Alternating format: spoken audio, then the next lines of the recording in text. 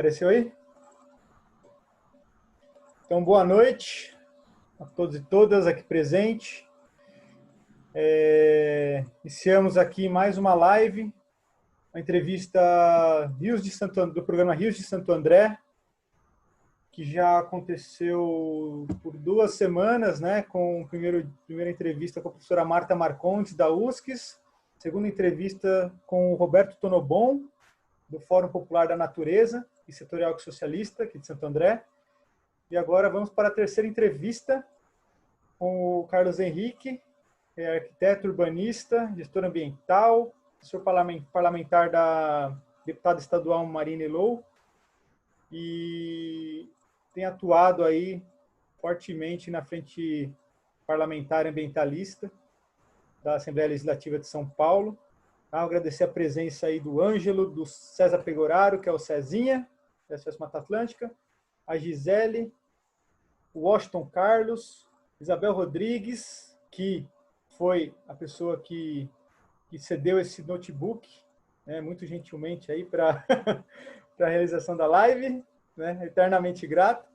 Minha parceira também, Ubimara, parceira de luta. Tem mais uma pessoa que solicitou aqui o acesso, que não está com o nome muito claro. Logo descobriremos quem é. E é isso. Carlinhos, gostaria de passar para você a palavra.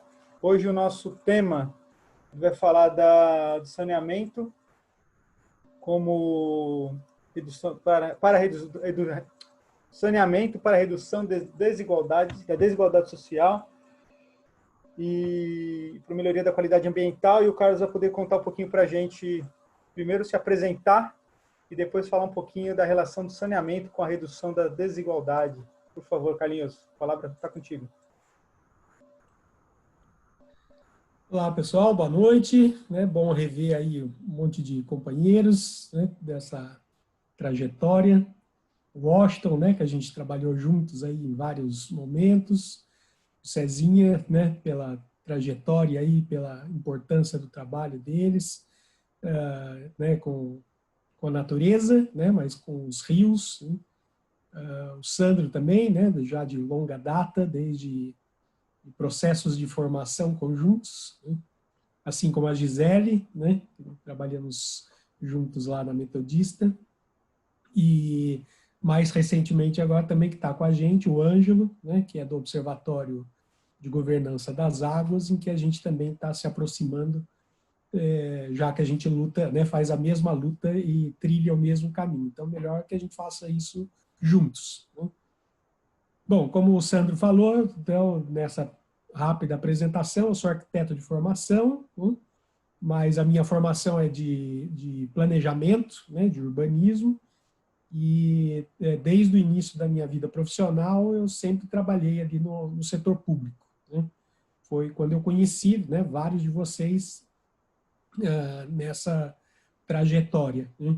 Então, fui durante muito tempo, quase 20 anos, né, o tempo que os meus cabelos ainda eram pretos, trabalhei em prefeituras, né? Então, comecei trabalhando aqui na Prefeitura de São Paulo, e até numa coisa que a gente está resgatando agora, por conta das ocupações irregulares, né, que estão acontecendo aí no sul de São Paulo, né, no sul e no norte, e mais um pouco na região leste, né? Eu participei, quando eu trabalhei aqui na Prefeitura de São Paulo, no final dos anos 80, participei pela Prefeitura, lá da Secretaria né, trabalhava na Secretaria de Habitação, junto com o Governo do Estado, numa operação chamada Fiscalização Integrada, né, o programa SOS Mananciais. Né? Então, dali que eu comecei a me aproximar cada vez mais da área ambiental, e depois fui trabalhar no ABC, né, e passei por várias prefeituras, né, era concursado de Diadema, quando eu trabalhei com o Washington, mas passei por Santo André, por São Bernardo, né, e foi dali que saí, né, derivei, então, da área de desenvolvimento urbano para a área ambiental, né, e dali não saí mais, e também, né, depois acabei me enfronhando aí mais, a vida acabou me levando para trabalhar na área de saneamento, né? Então, desde a experiência de Santo André, com o SEMASA, mas depois, quando eu fui para trabalhar no Ministério do Meio Ambiente, para o Ministério do Meio Ambiente, né, como dentro de uma equipe de consultores, trabalhando na área de resíduos sólidos, mas a gente contribuiu também naquela época do Plano SAB, né, uma das primeiras versões do Plano Nacional de Saneamento. Né? E aí, mais recentemente, agora, eu, né, também, por conta dessa trajetória, também fiz parte de uma equipe técnica da ASEMAI, que é a Associação Nacional dos Serviços Municipais de Saneamento, em que a gente fez ali uma série, né, participei de uma equipe de instrutores, né, em que a gente percorreu o Brasil todo aí, num curso, né, que chamava Criação e Estruturação de Serviços Municipais e Intermunicipais de Saneamento, que foi uma parceria, né, entre a ASEMAI e a FUNASA. Né? Então, como vocês sabem, a FUNASA, né, o foco de atuação da FUNASA é com municípios até 50 mil habitantes. Né? Então, municípios pequenos, que né, são a maior parte dos municípios do Brasil, e a gente percorreu aí o Brasil todo com esse curso, e que foi bastante interessante, porque a gente, né, se defrontou com uma série de realidades diferentes, e que isso também fez com que a gente tivesse, nós instrutores, né, a gente também tivesse o aproveitamento desses conhecimentos locais, né, e dessas realidades para também aperfeiçoar uma série de propostas que a gente levava para eles. Apesar de ser um modelo de gestão, né, um modelo ali de prestação de serviço, mas a gente também aprendeu bastante. E eu acho que isso é que é a riqueza do processo que a gente tem aqui no Brasil, né? Quer dizer, da sociedade civil, também trabalhando aí com uma série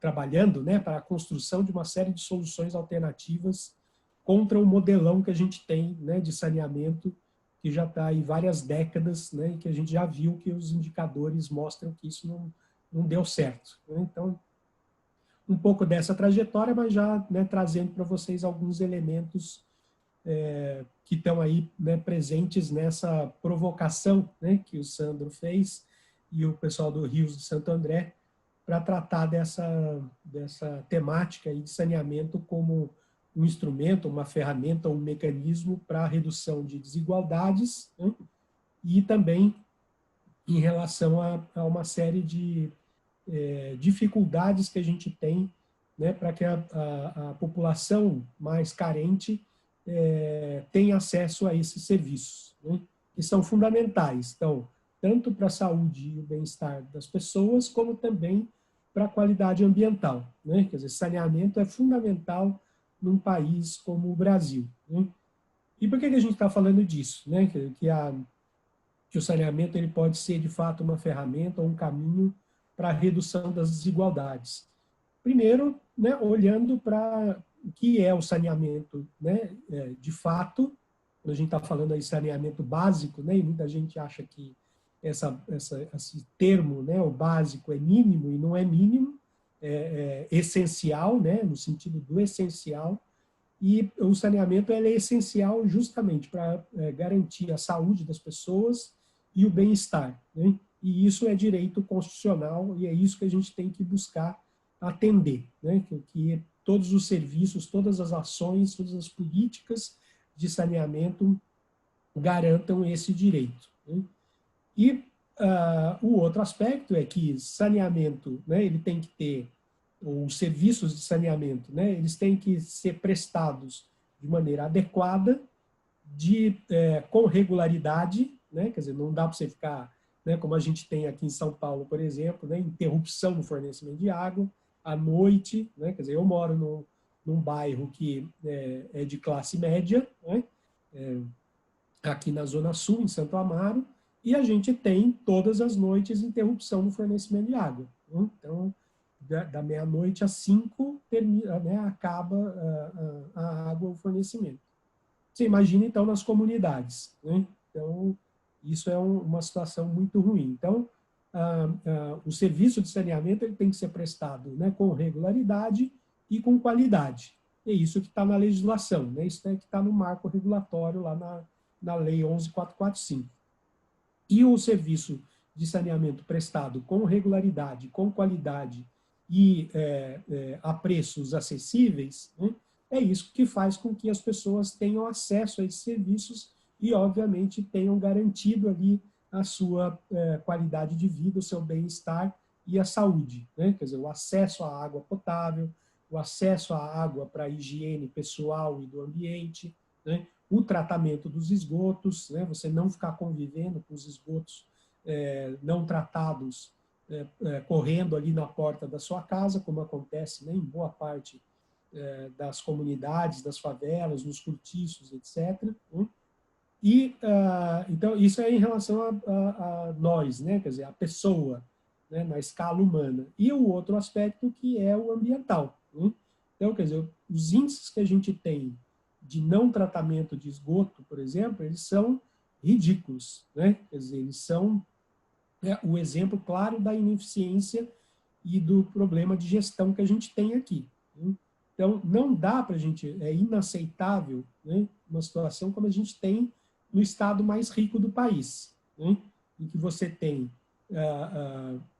índices, né, ou indicadores de cobertura de rede de abastecimento de água, ok, né, 90 e tantos por cento dos domicílios têm acesso à água, não quer dizer que a água seja de boa qualidade, né, mas a gente também tem aí por mais de 80% dos domicílios também atendidos por rede coletora de esgoto, né? E só que o quanto que desse esgoto que é coletado, que não é 100%, quanto desse esgoto que é efetivamente tratado. Aí nós estamos numa situação extremamente precária. Se a gente considerar o tamanho do estado de São Paulo, a riqueza que é produzida aqui, a forma como, né, quer dizer, a presença da principal companhia de saneamento que a gente tem no Brasil, né, do porte da Sabesp, e a gente tem esses índices, então isso é de fato inaceitável, isso é ridículo, isso é um resultado pífio. Né? Então, é com esse cenário que a gente tem que trabalhar. Né? E aí, então, com o não tratamento dos esgotos, quem sofre é exatamente, né, além das pessoas, com as doenças, com a transmissão das doenças, né, doenças de veiculação hídrica. Então, aí você cruza esses dados, esses indicadores com dados epidemiológicos, né, e de saúde. Então, os índices de tratamento, de atendimento, doenças de veiculação hídrica, né, ou sintomas como diarreia e vômito, né, você vê o tamanho da precariedade, né, que a gente tem aqui.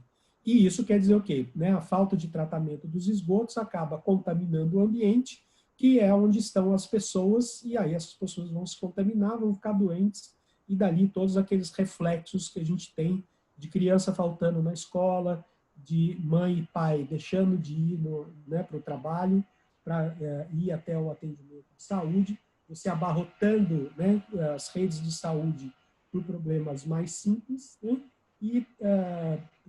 ou menos complexos, né, e ali você então tem esse cenário todo, né, negativo por conta de uma ação, de uma gestão ou de uma má gestão nesses serviços. Né?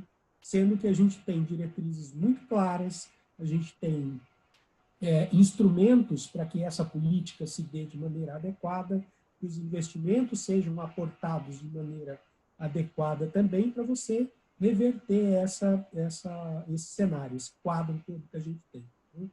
Então, e aí eu volto então para a prestação de serviço, né, de saneamento, e que a lei ela fala que você pode, né, primeiro, o titular da prestação de serviço é o município. Né? E o município pode ter dificuldades ou uma, né, incapacidade técnica financeira, né, de prestar aquele serviço diretamente.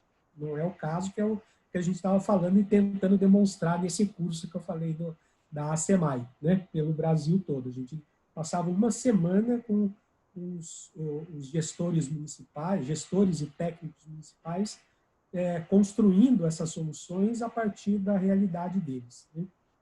Então, a gente tem essa prestação de serviço, ela pode ser feita diretamente pelo titular, né? Ou seja, pelo município, pela prefeitura, ou ele pode delegar para terceiros, né? Então, pode delegar para uma empresa privada, através de concessão, para uma empresa pública, né? Por exemplo, uma empresa estadual, e assim por diante. Então, tem mecanismos para isso. Agora, o que a gente tem dificuldade quando a gente fala de má gestão quando o município ele delega para alguém a prestação do serviço, né, que a lei permite, é bom, né, deixar isso bem claro,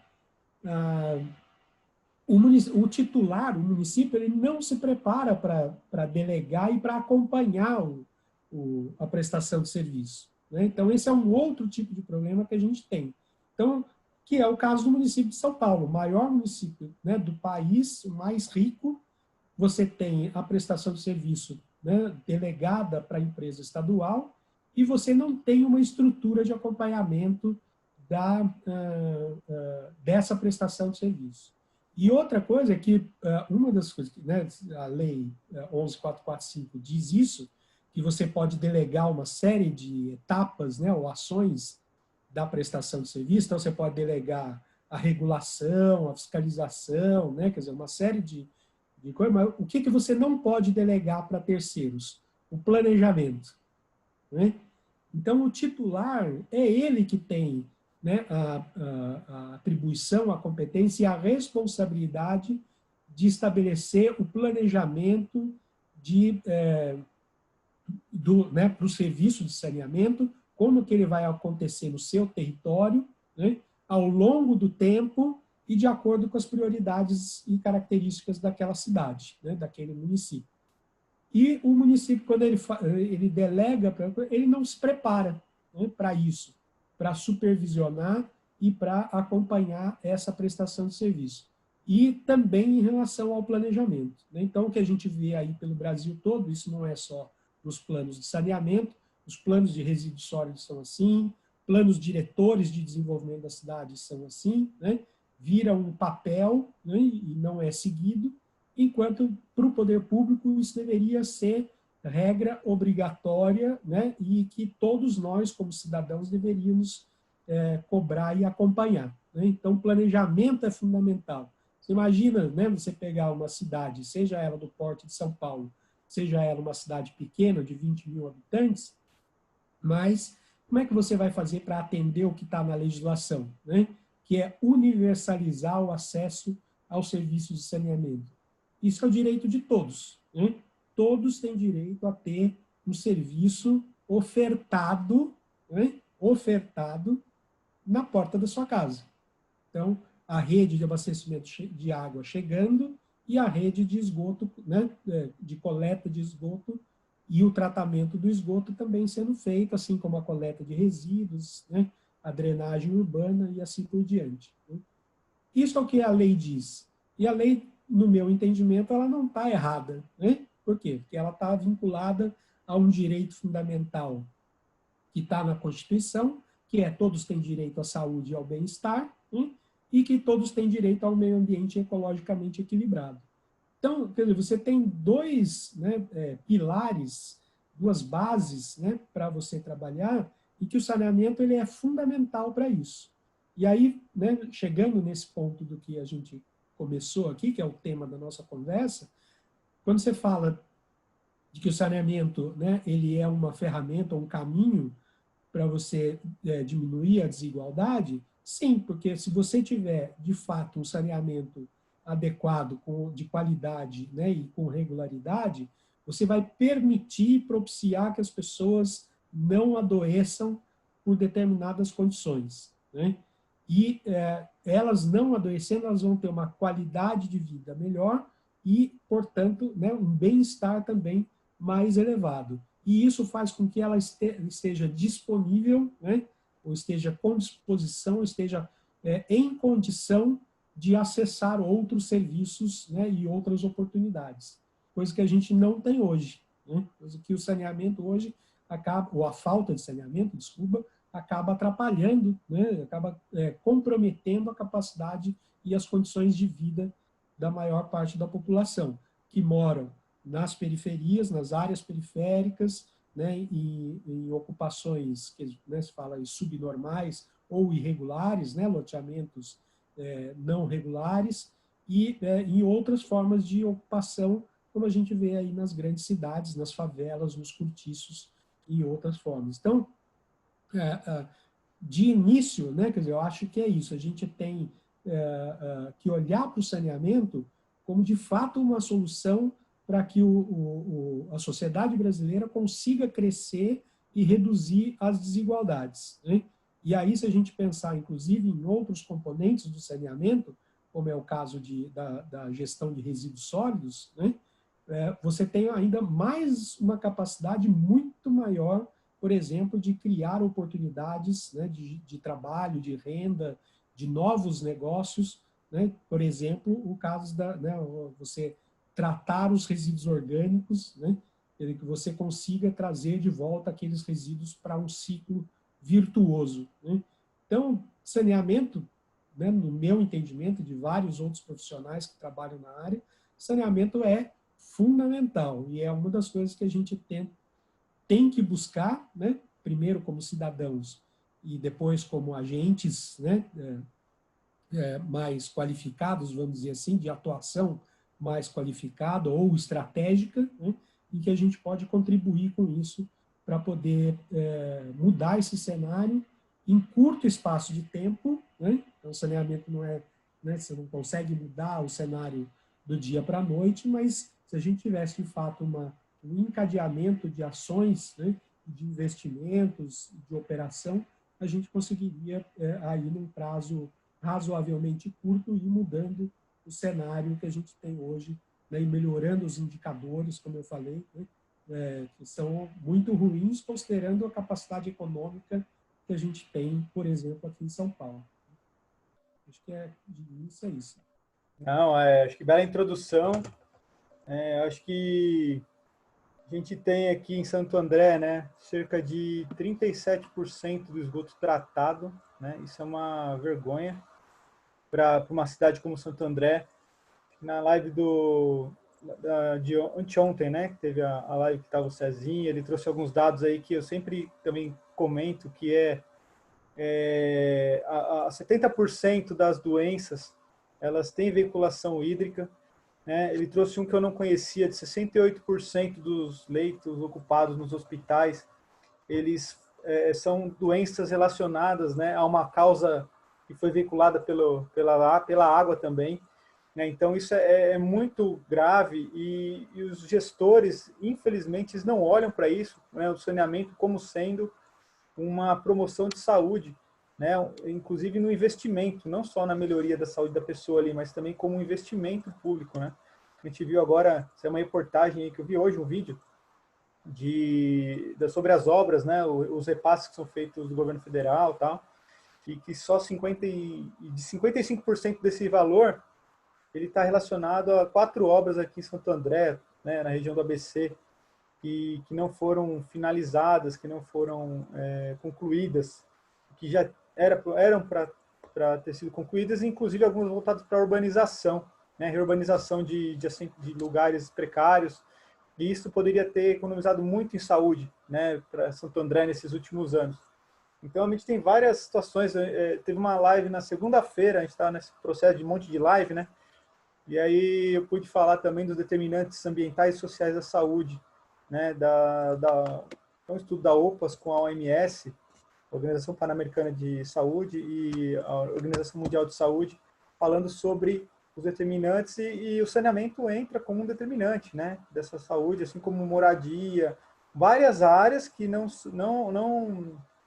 a gestão não dá atenção, né, necessária, que acaba impactando na saúde da pessoa e acaba não deixa com que ela tenha acesso aos outros direitos, né, como deveria, né, de forma gera uma desigualdade, né, acaba sendo a causa de uma desigualdade social. As pessoas não têm acesso a outras coisas, às vezes não conseguem ir para a escola, né, às vezes não conseguem trabalhar, às vezes não conseguem ir para um lazer porque está doente, enfim. Isso tudo por causa do saneamento também. A economia, né, o Celinha falou do $1 investido em saneamento, você economiza 4 em saúde, isso a Funasa traz em forma de real, e tem o Trata Brasil, que traz um outro dado, que a cada um real investido, dependendo da situação socioeconômica daquela comunidade, você economiza até R$ 20, né, em saúde. Então, hospitais, né, leitos, coisas assim que precisa de uma estrutura grande, que é o que eles sabem prometer. Faremos mais hospitais. Pô, faz saneamento que você já tira, né, uma quantidade de pessoas que está ocupando os leitos ali, né, e, enfim, melhora a saúde da população como um todo. E agora, nessa época do Covid, a primeira entrevista foi com a professora Marta, e ela falou do Covid encontrado no esgoto, né? E agora eu vi um estudo que também passou por mim aí, falando do Covid na água de abastecimento. Né? Imagina a gravidade disso também, né? Com você cuidando analisando ou diagnosticando o esgoto, né? Olhando para o esgoto, você consegue saber se a população, aquela comunidade, tem Covid, né? Dependendo da concentração, enfim. Carlinhos, eu quero que você me conte mais uma coisa. Você se conhece aí desde 2001, 2002, né? Pela Aulos 21, quando eu conheci mais ou menos o Cezinha, que a gente teve contato com aquela mochila de análise de água lá no bairro do Alvarenga, em São Bernardo do Campo, né? Um dos braços da represa Billings. E aí passou por várias, a gente se cruzou várias vezes, né, Carlos? Nesses vários momentos da nossa trajetória, e agora você está como assessor de uma deputada estadual da Rede de Sustentabilidade, a Marina Elou. Antes dessa gestão da frente, ela como coordenadora, eu ouvia assim, muito pouco falar da atuação da frente parlamentar. Eu acho que ela já existia, mas a gente não ouvia falar tanto dessa atuação. E agora a todo momento a gente consegue perceber que ela tem um ativismo, né? Tem pessoas ali que têm participado da frente dos webinários, dos encontros que vocês promovem, né? Das mobilizações, e ela está muito ativa pela minha percepção, né? Como ambientalista e atento às questões da Assembleia Legislativa. Queria saber de você, assim, o que aconteceu de mudança a partir da entrada da Marina como coordenadora e você como assessor, atuando nessa frente, e contar um pouco dessa construção da carta aberta, né? Porque o saneamento foi colocado como serviço não essencial. E aí tudo que a gente tem falado aqui é que ele é a base para a saúde, é base para muita coisa. Então, que você contasse um pouco dessa história da frente e da construção dessa carta, por favor. O Ângelo, acho que quer fazer uma pergunta. Quer aproveitar, Ângelo? Aí eu já respondo. Sim. Uma coisa que a gente sempre se indaga, né, é por que a gente não consegue, né, ter esse saneamento tão importante para as nossas vidas, né, e por isso muita gente, né, especialmente os de baixa renda, enfim, né, ocupando hospitais e inclusive muita gente, crianças, né, morrendo de diarreia em função da má qualidade da água, enfim. Então, eu não vejo mais possibilidade de termos, assim, ou uma possibilidade muito pequena de termos sensibilidade por parte dos tomadores de decisão mesmo. Eu estou dizendo de uma grande maioria, não estou dizendo que não tenha exceção, né? Mas o fato me parece que só com uma sociedade cada vez mais consciente, ciente, sensibilizada, né, que a gente vai conseguir colocar o saneamento, por exemplo, na ordem do dia. Né? E isso entra a questão da educação, da formação cidadã, não é só a formação no colégio. Né?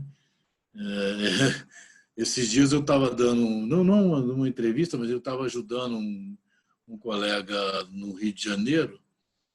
Ele está fazendo uma tese sobre o complexo lagunar, sistema lagunar ali do Baixo Jacarepaguá, ali no Rio de Janeiro.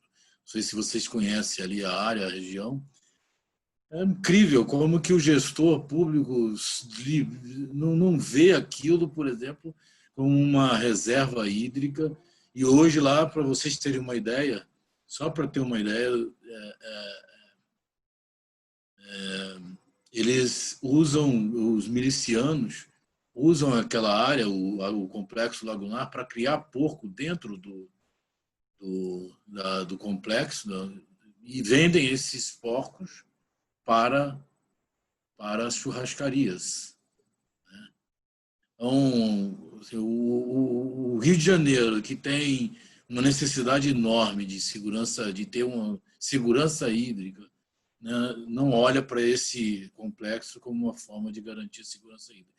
Então, como é que a gente consegue, de que forma você acha que a gente pode conseguir, de fato, trabalhar e mobilizar a sociedade para que ela, né, porque aí sim, eu acho que se ela estiver ciente, ela vai pressionar, de fato, para a gente ter o atendimento em água e saneamento. Se não tivermos uma sociedade sendo informada, trabalhada e conscientizada, eu acho que a gente não consegue ter o saneamento como água e saneamento como uma agenda estratégica dos tomadores de decisão. Desculpe aí se eu demorei muito. Então, acho que dá para, né, juntar as duas perguntas, e eu acredito, Ângelo, fortemente que a frente parlamentar ela está se desenhando como também um processo, um espaço, desculpa, que vai permitir formação, né? Um processo formativo, né, que a gente possa avançar nesse sentido, né?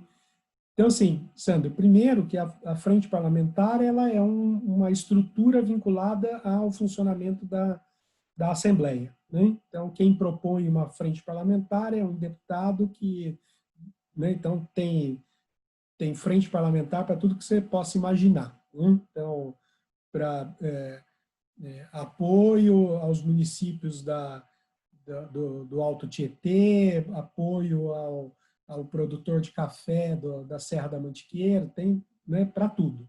E tem algumas frentes que elas são, né, assim, mais amplas, temáticas, óbvio, mas são mais amplas nesse aspecto. Então, né, de apoio à saúde, ou ao desenvolvimento educacional, pedagógico, etc., né? Então, você tem essa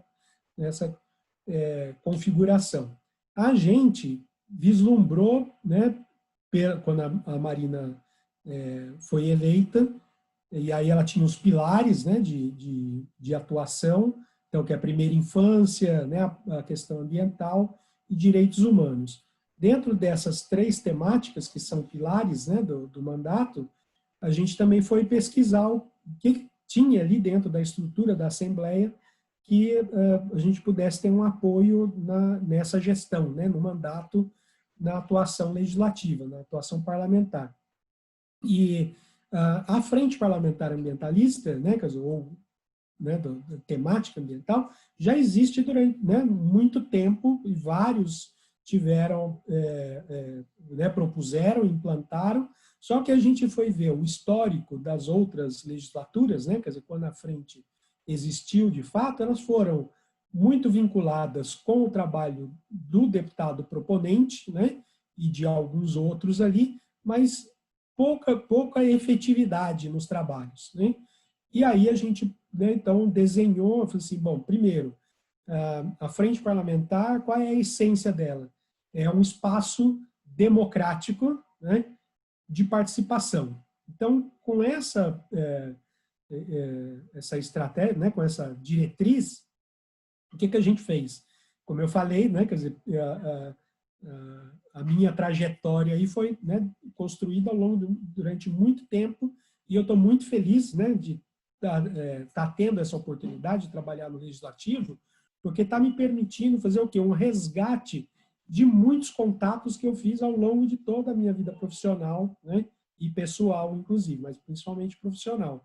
Então, muita gente, né, que eu conheci lá atrás, hoje a gente está, né, retomando contatos e relações, né, com o Cezinha aí, por exemplo, né, quer dizer, mas o Mário Mantovani, né, quer dizer, o Mário, nós fizemos um trabalho lá de formação da ANAMA, né, lá no final dos anos 80, começo de 90, fomos para Bauru, lá para, né, estruturar a ANAMA estadual e assim por diante. Então, o Samuel Barreto, né, quer dizer, pessoas que a gente foi, né, que eu, né, comecei a ter relações profissionais ao longo do tempo, foi um resgate disso, né, mas com essa diretriz. Esse é um espaço democrático e de participação, e a gente falou, vamos construir a frente junto com a sociedade e junto com a academia, né?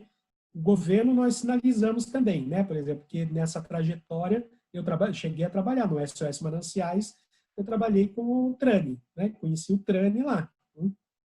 Então, essa configuração foi, acho que, o grande diferencial. A gente está construindo a frente de maneira coletiva, né? Com a participação das organizações sociais desde o início, os movimentos sociais desde o início, e isso é que está fazendo com que a frente consiga ter agora sim uma consistência, né, de trabalho, e que a gente consegue aí sim já atrair, né, participações importantes. Eu acho que esse ciclo de debates que aconteceu nessa semana foi um demonstrativo disso e até um divisor de águas para o trabalho da frente, né? E aí, qual que é agora, né, o trabalho que a gente está fazendo e que agora está reforçado também? Nós estamos trazendo diversos temas que são fundamentais, né, para trabalhar dentro dos grupos de trabalho, né, e os grupos de trabalho, com toda essa participação de universidades e dos movimentos sociais, a gente está definindo linhas de ação, né, e elementos norteadores que vão, inclusive, subsidiar o trabalho do parlamento, né, ou da parlamentar.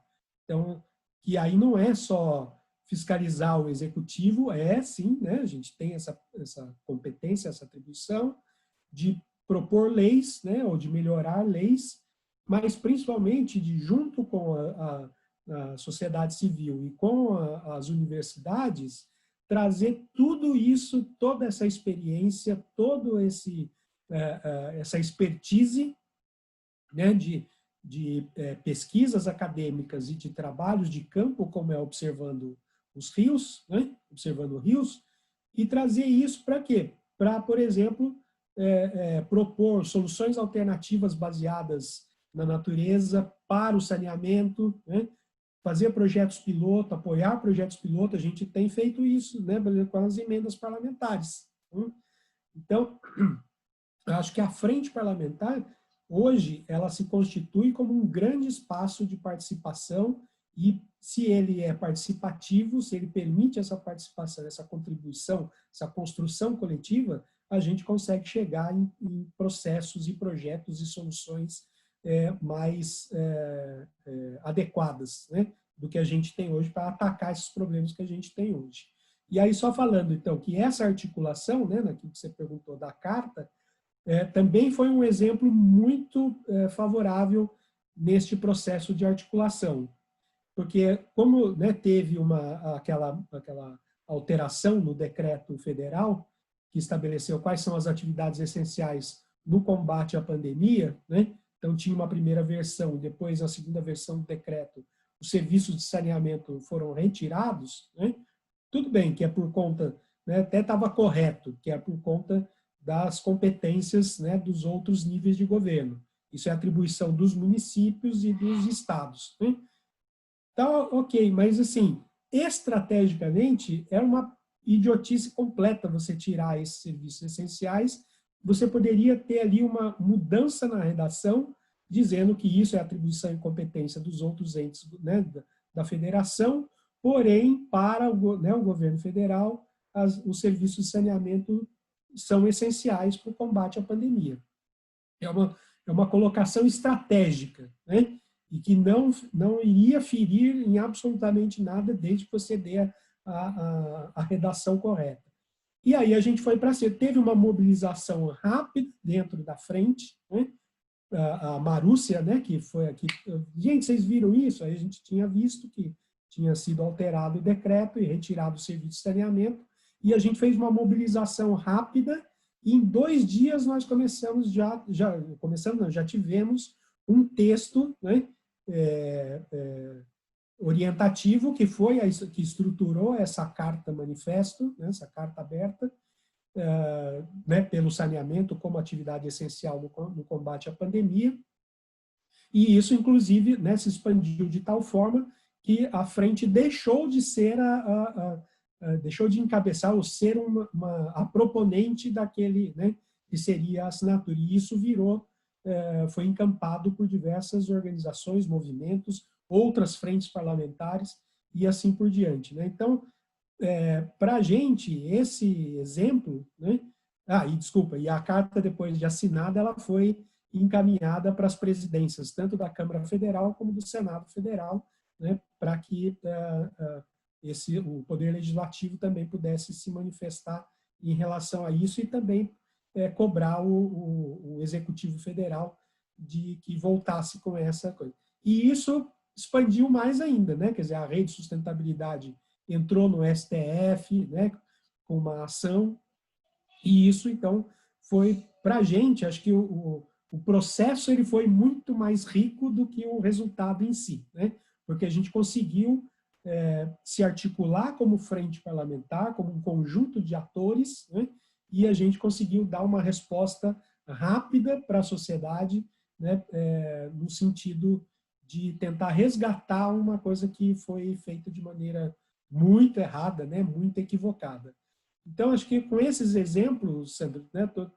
Acho que, né, espero ter respondido aí, que para a gente, a frente parlamentar, e até, né, uma coisa estratégica né, vamos dizer, política, né, quer dizer, política no melhor sentido, de também trazer a Marina como uma protagonista, né, dentro do legislativo para a temática ambiental, ou seja, que ela possa ser uma referência neste processo, mas a frente, né, e via frente parlamentar justamente por conta dessa disposição de criar um espaço democrático de participação, né, e de construção de soluções. Né? Desculpa se eu falei demais, mas acho que é para esclarecer um pouco essa coisa. Eu, assim, pessoalmente, estou muito feliz com isso, e eu que, né, acho que o Washington, se ele tiver aí, né, também, eu que sempre trabalhei no executivo, né, sempre desci a lenha no legislativo. E agora estou com essa oportunidade de trabalhar no legislativo e estou aprendendo muito, né, porque você tem que virar a chavinha, né, da forma como trabalha o legislativo, mas eu estou gostando bastante, né, e acho que essa minha atuação, né, à frente aí da temática, né, no mandato da Marina, porque também ela dá abertura, né, para isso, acho que está sendo uma experiência muito gratificante e até agora exitosa, né, porque tudo aquilo que a gente estava planejando tem se constituído aí, principalmente no fortalecimento da frente e da participação das entidades, né, tanto da sociedade como da academia. Não, é legal, porque essa parte é importante esse trânsito, né, pelas mais diferentes espaços, porque a gente começa a perceber também qual é a atribuição, né, de cada um e tornar isso algo didático também para os parceiros, né? Então agora você pode chegar tranquilamente, Sandro, essa tal pauta, tal proposta tem que ser encaminhada através de tal frente, de tal grupo, né? Você começa também a empoderar, não sei qual é a palavra certa, mas qualificar a atuação dos parceiros aí, né? Ambientalistas, para que a gente não fique, às vezes, se desgastando. Cezinha, obrigado, viu? Semana que vem é contigo, hein? Obrigado, César. Estaremos juntos na semana que vem. Valeu. Então, isso é uma experiência... Oi? Eu só queria complementar uma outra coisa que o Ângelo tinha perguntado, de processos de formação, e que eu acabei esquecendo de falar. Então, por exemplo, na frente parlamentar, uma das propostas que veio do Jefferson, né, que participou hoje do ciclo de debates, ele é lá da USP de São Carlos, ele fez uma proposta dentro do GT Ambiente Urbano, né, da frente, ele fez uma proposta fantástica, que ele falou assim, eu estou propondo aqui que a gente faça um processo de formação, e tem até um nome para isso, né, que chama Escola Política do Território. Olha só que interessante, quer dizer, Você trabalhar com... E aí a primeira versão disso, né, dessa escola política, é trabalhar dentro da Assembleia, um processo formativo para os deputados e para a assessoria desses deputados. Como é que você trabalha com a gestão territorial, seja ela numa macrometrópole, seja numa metrópole, seja numa aglomeração urbana, ali, um conjunto de municípios, seja um município que está mais isolado, né? Precisa trabalhar com isso, precisa entender a dinâmica do território, o planejamento urbano, o planejamento territorial, né? E os instrumentos todos de planejamento, né? Avaliação ambiental estratégica, né? Uma série de instrumentos que a gente tem previsto na legislação e que isso é fundamental e que os gestores não sabem, que os legisladores não sabem também, né? Então, para você ver que a gente tem, de fato, uma riqueza muito grande, principalmente por conta de ter propiciado esse espaço de participação, né, de envolvimento e participação efetiva, tanto dos movimentos sociais como da academia. Eu estou achando isso fantástico. E eu já quero me matricular para a segunda etapa, aí quando abrir para a sociedade civil e os movimentos sociais, para que a gente possa também ter essa troca, porque eu tenho buscado trazer, através do Rios de Santo André, essa visão de bacia hidrográfica, né? Como os rios eles se comportam. Então, acho que tem tudo a ver aí, né? Nossa versão municipal, talvez dessa formação, a gente se organizar e fazer algo articulado para multiplicar aqui na cidade. Eu queria falar da conexão, das conexões todas, né, das redes que são construídas através desse trabalho da frente, que culminou aí num contato que o César foi a nossa ponte. E agora eu estou em contato com o professor Ricardo da UFABC, que tem feito um trabalho relacionado aos rios de Santo André, e que agora, amanhã, a gente já tem uma reunião por Skype para poder justamente melhorar ou qualificar um projeto que está escrevendo, né, alinhado com aquilo que a gente já acumulou também de vivência com os rios aqui da cidade. Se alguém tiver tem alguém falando aqui no chat, deixa eu ver. Se não dá para colocar mais de uma pessoa no layout ao mesmo tempo. Então, isso aqui eu acho que o Carlos, que já tem uma experiência com o Zoom, poderia me orientar aqui, que é a minha primeira... Lá em cima, do lado direito, está escrito lá, Speaker View. Se você clicar, ele aparece... Gallery View. Isso. Sim? Isso. O Gallery aparece todo mundo que está no coisa. E no Speaker View aparece só a pessoa que está falando, os outros aparecem em quadradinhos menores. Acho que a gente pode deixar assim, para ficar, tem pouca gente, para ficar mais aconchegante, eu acho que sente mais acolhido. Mas se alguém tiver alguma pergunta, quiser colocar no chat, e enquanto isso eu vou falar um pouquinho do projeto, né, do programa Rios de Santo André, que é justamente fazer essa troca de experiências, né, e acúmulo técnico, de movimentos, que traga muitas pessoas aí que já tiveram alguma relação com os rios, inclusive moradores, né, uma das propostas aí é mapear os moradores que já tiveram, que acompanharam, né, a transformação daquele rio, desde criança, que já brincaram ali, que hoje vê uma situação bem diferente, para poder dar um relato, né, trazer um relato. Inclusive, um morador entrou em contato comigo e ele quer contar um pouquinho, pegar umas fotos antigas sobre o rio... Não foi o Rio Comprido, foi o Rio Tinga. Eu acho que casa também com a análise que a professora Marta está fazendo de lá. Mas a gente tem esse programa, que é um programa para essa divulgação, falar dos rios daqui e tudo que se relaciona com eles. A gente tem o programa no YouTube, né, um canal no YouTube que a gente vai alimentar com essas lives todas gravadas, e depois a gente tentar fazer a transmissão por lá, mas ali demanda de tem alguns critérios, né, tantas curtidas, tem que ter tantos inscritos, tem umas questões ali que eu preciso acompanhar. Tem a página no Facebook também, que eu tento sempre registrar algum momento e algum rio aqui da cidade para poder compartilhar lá, fazer um mini georreferenciamento, né? Localizar esse rio, tirar uma foto do mapa da bacia, onde ele está localizado, para poder fazer essa formação rápida e constante. E o nosso perfil no Instagram também, Rios de Santo André. Tá? Então eu peço para que vocês curtam lá, acompanhem, comentem, sugiram coisas. Nossa próxima entrevista vai ser com o César Pegoraro, que estava aqui com a gente, Cezinha, vai falar do projeto Observando os Rios.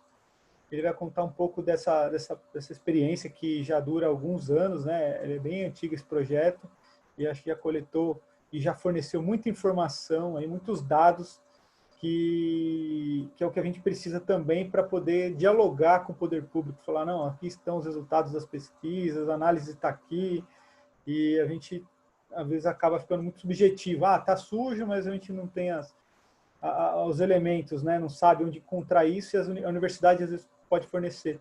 Inclusive, o caso do Caçaquera, que a professora Marta comentou, começou com o projeto Nome aos Rios que a gente fez aqui na região, na bacia onde eu morava, né? Agora estou na bacia do lado, e a gente fez um trabalho de formação com grafite, com vídeo, né? Para os jovens daquela região. E aí a professora Marta foi convidada para fazer a análise da água, e identificamos o despejo de chorume do aterro de Santo André, que fica a montante da bacia, a montante do rio, despejando lá. Eles ficaram muito bravos quando a gente apresentou esses dados, mas não tinha como contestar, né? Lá, não é nosso. Aí a professora Marta, sim, os resultados estão aqui, né? É chorume.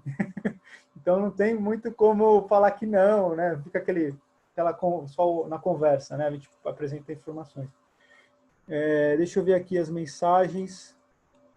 Ângelo, uso do lúdico, como por exemplo o trabalho do Rios e Ruas, que vai ser um dos convidados, o Luiz já está na nossa mira também, já participou da primeira conversa que nós tivemos com a professora Marta. Me parece que deve ser incentivado para que as pessoas que estão na área urbana possam se conectar com a natureza e as águas. Putz, estava escrevendo isso, o que acham? Perfeito, né? Então, a proposta é essa, fazer essa conexão, né, retomar, e a gente faz isso através do nome do rio, porque a iniciativa Rios e Ruas, como eles chamam, né, eles provocaram, há alguns anos atrás, essa hipótese de que, você sabendo o nome do rio, a primeira etapa para você saber, para você se mobilizar e sensibilizar com relação ao rio, é saber o nome dele. E a gente fez o projeto Nome aos Rios com base nessa hipótese, né? nessa provocação que eles fizeram. E realmente muda um pouco o olhar das pessoas para aquele corpo hídrico que ele só vê o esgoto indo e reclamava que é fedido, e descobre que aquilo é uma vida que está doente, né? Então é uma mudança de olhar. Conheci também o Salve Saracura, resgate cultural e ambiental de um rio da região do Bexiga Bela Vista. Então, são informações e iniciativas para a gente pesquisar, resgatar e ver como eles fizeram, né? Assim como a gente busca em vários lugares do mundo, né? Aquele caso clássico lá de quebra do viaduto, acho que foi na Coreia, né? Num lugar, e eles quebraram todo a via que passava em cima do rio, desenterraram e virou um ponto turístico, né, de passeio das pessoas. Então, você tem uma série por exemplo, a Praça das Corujas, né, lá na Vila Madalena, né, o resgate a recuperação da nascente. Mas eu acho que, né, quer dizer, tanto esses coletivos, essas iniciativas, né, quer dizer, o Rios e Ruas. Então, né, como eu escrevi lá na mesma hora que o Ângelo estava escrevendo, o exemplo né, do sincronismo, da sincronicidade, que acho que isso que é interessante, já valeu o nosso encontro de hoje. Então, assim, tem essas iniciativas, existem essas, e a gente precisa colar nisso, né? Quer dizer, dar apoio, dar suporte, ajudar a estruturar e ampliar, né? Fortalecer essas iniciativas. E aí, por isso que eu citei, né, também o caso a iniciativa, né, o trabalho lá do Salve Saracura, né, que foi muito interessante. Eles estavam no processo de buscar recuperar o rio, né, o córrego que vem ali do MASP, né? E a gente perdeu isso, né? Quer dizer, perdeu essas referências, perdeu o respeito, né, com os rios, não conhece as funções ecológicas, e você falou, não conhece nem o nome, né? E a gente precisa, de fato, voltar, né, a fazer esse resgate. E essas iniciativas são fantásticas. Esse do Salve Saracura, então, os caras pegaram toda a história, né, dos casarões que tinham ali, que, né, quem morava próximo do rio eram os escravos, né, quer dizer, ficavam nos casebres ali, que alguns, né, não são daquela época, que resgataram, mas agora, né, com uma altíssima exploração imobiliária, que você vai perdendo a identidade, né? Quer dizer, nem conseguiu resgatar, já está perdendo de novo. Então, acho que essas iniciativas são fantásticas. E por que eu estou falando disso? Porque a gente consegue, como mandato, por exemplo, né, se for uma coisa estruturada, articulada, a gente, né, elaborar um projeto para isso, né, a gente pode colocar recurso, né, através das emendas parlamentares e apoiar financeiramente essas iniciativas, né? Então, nós estamos fazendo isso, por exemplo, né, nós fizemos o edital, né, que abriu para apresentação de projetos, e a gente escolheu 2 projetos emblemáticos, né? Então, um foi apoiar as meninas lá do Fashion Revolution, né, que trabalha com a mudança, né, da forma da cadeia econômica da moda, porque é uma cadeia econômica que é impactante em todas as etapas, né? Desde a produção do algodão até o descarte dos resíduos, né? da indústria da moda, da indústria têxtil, etc. Passando pela questão social, do trabalho, né? Escravo, né? dos costureiros e outros profissionais.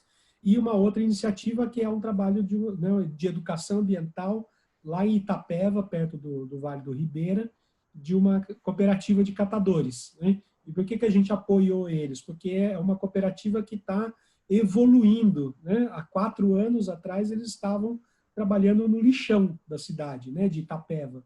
E agora tem galpão, tem contrato com a prefeitura, etc. E a gente falou, vamos apoiar para que eles consigam evoluir nisso. Então, para vocês verem, a gente consegue, né, ir até um determinado ponto lá para apoiar uma iniciativa, e que isso é bastante importante para depois a iniciativa seguir com as suas pernas próprias, né? E essa de resgate dos rios, para a gente também é fundamental.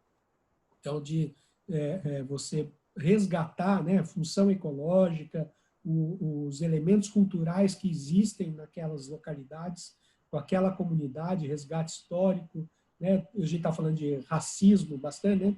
Racismo ambiental, racismo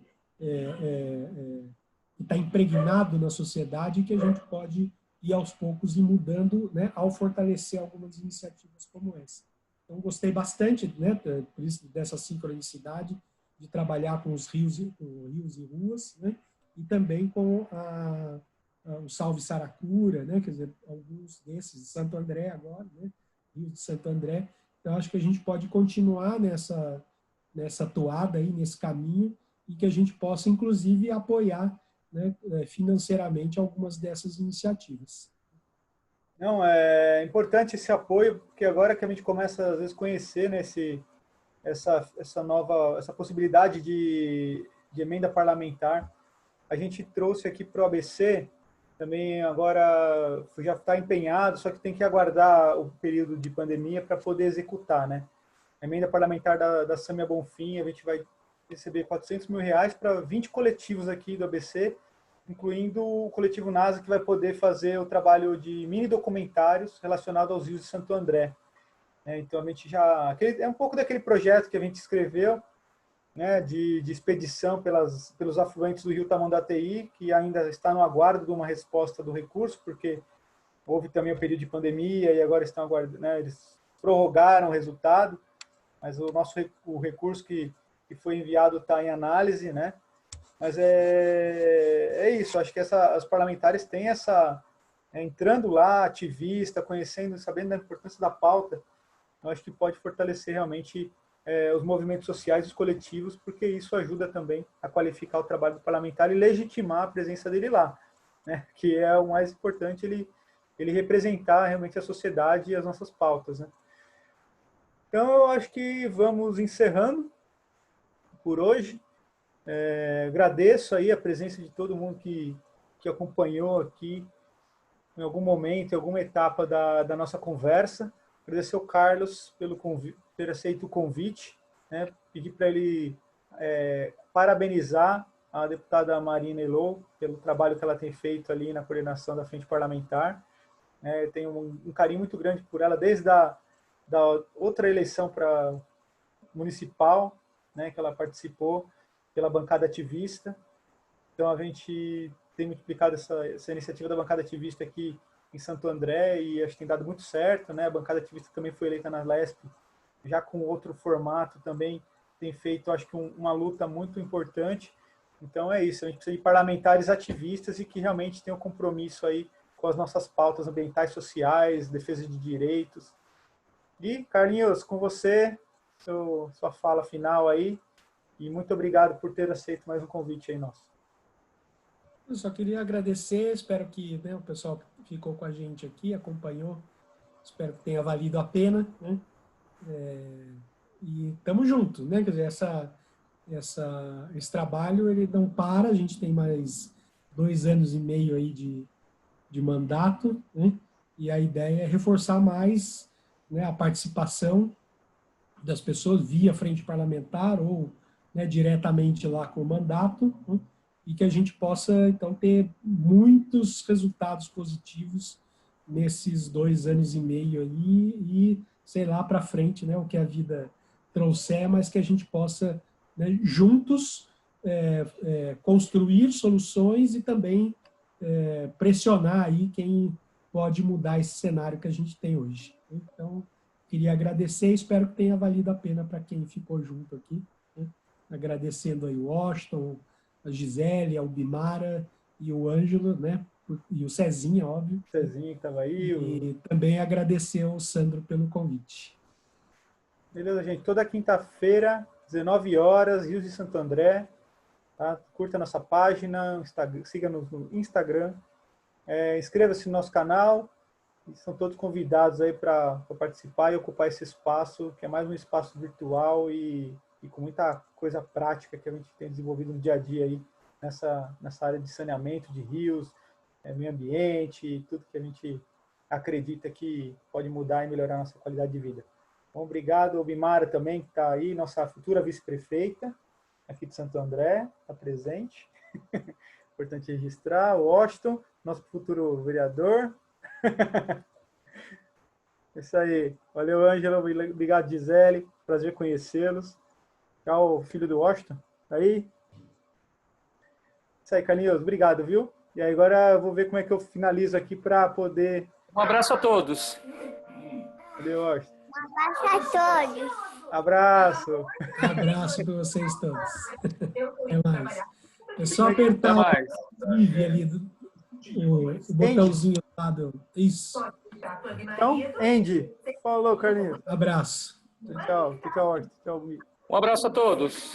Valeu. Até a próxima.